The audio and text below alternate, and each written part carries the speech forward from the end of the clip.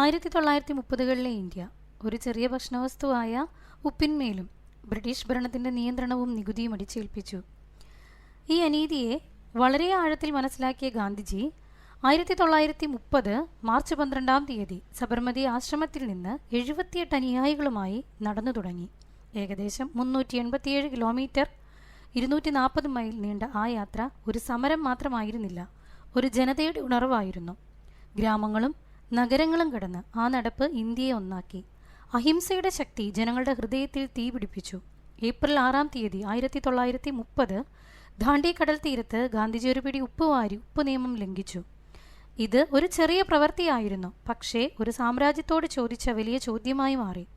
ഉപ്പ് സത്യാഗ്രഹം എന്നത് ഒരു ഉപ്പിൻ്റെ കഥ മാത്രമല്ല, അത് ധൈര്യത്തിൻ്റെ, ഐക്യത്തിൻ്റെ, അഹിംസയുടെ കഥയാണ്.